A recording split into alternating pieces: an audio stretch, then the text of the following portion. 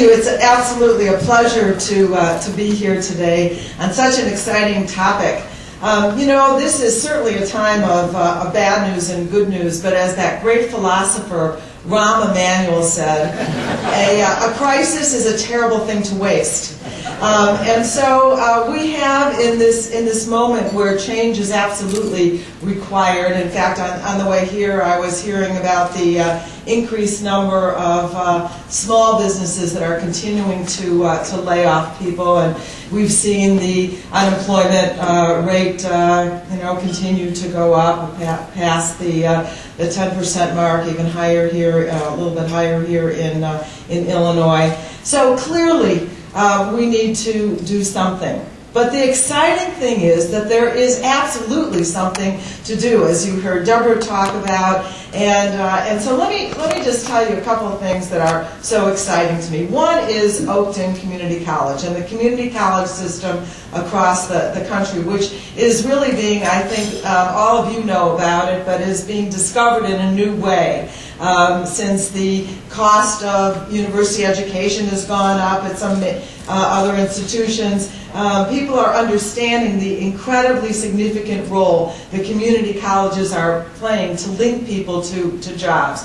Not only students just out of high school, but people who are coming back and retraining. And I'm so proud to represent Oakton Community Colleges, one of the gems in that whole network of community colleges. I've had a number of very exciting experiences trying to understand what is this new economy that we can create, and I wanted to mention just a couple of them. One is I went to look at a company in my district called S&C Electric. Any of you who drive in Rogers Park, you can almost miss it. It's on Ridge Avenue. It's actually quite huge, but they've got this wonderful landscaping and berms, so you can't. It's a company that's been there over 100 years and has managed to adapt to all the changes. And as I took this tour with John Esty, the president of S&C Electric, they were showing me all the ways that they're helping to develop the smart grid and all the jobs of the future that they're going to be creating. They've been able to maintain all their workers during this downturn. And hoping to expand as the economy picks up. But they also did point to some equipment that they needed to import from other countries, and it made no sense to me that we aren't manufacturing right here in the United States all of the equipment that they need to expand a smart grid.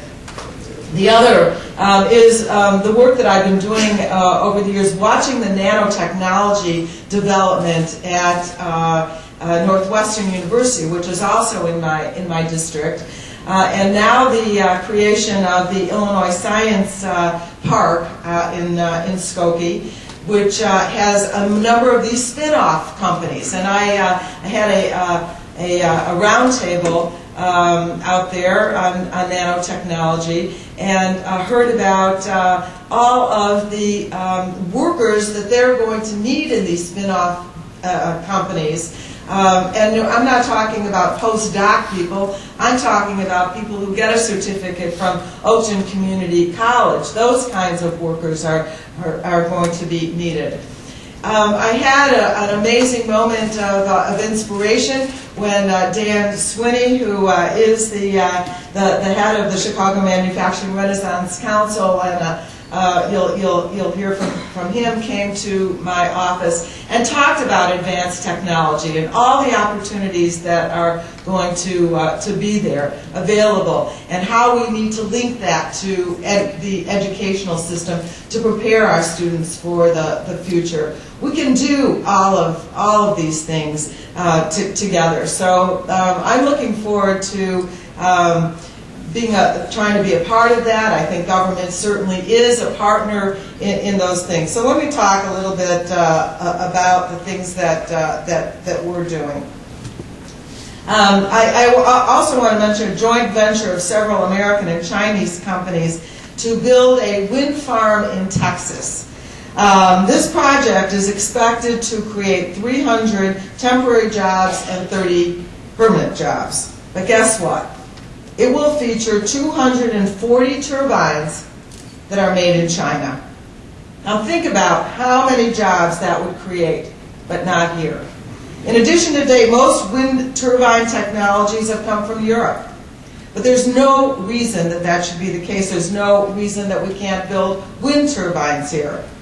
And fortunately, we do have the right people in charge. President Obama is a visionary leader who has placed job creation, investing in renewable energy and global cooperation to solve the climate change problems at the top of his priority list. I'm hopeful that I'm going to be able to go to Copenhagen, by the way, and maybe I can come and give a report after I see what's going on at that marvelous conference.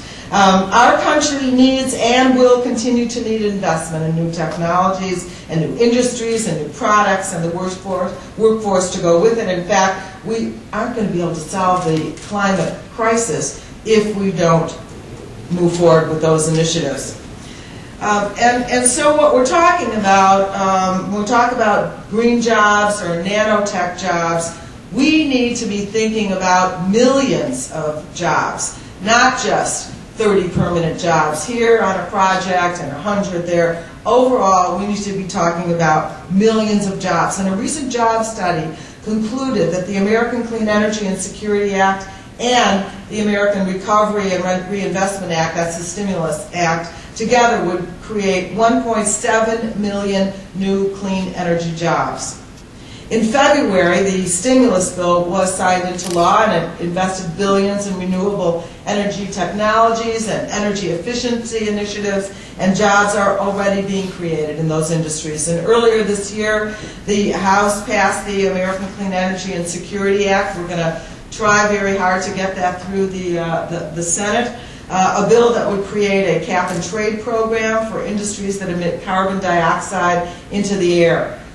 A cap-and-trade reduces pollution by providing market-based economic incentives for achieving reductions in the emissions of carbon dioxide. Companies that take steps to reduce their own carbon dioxide emissions are rewarded under the system, and those who don't, are left to pay a tax on those emissions.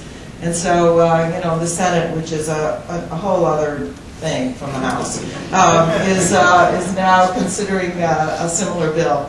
The energy efficiency provisions alone in the American Clean Energy and Security Act would generate, it's predicted, 770,000 jobs by 2030. I think that's actually a really modest number.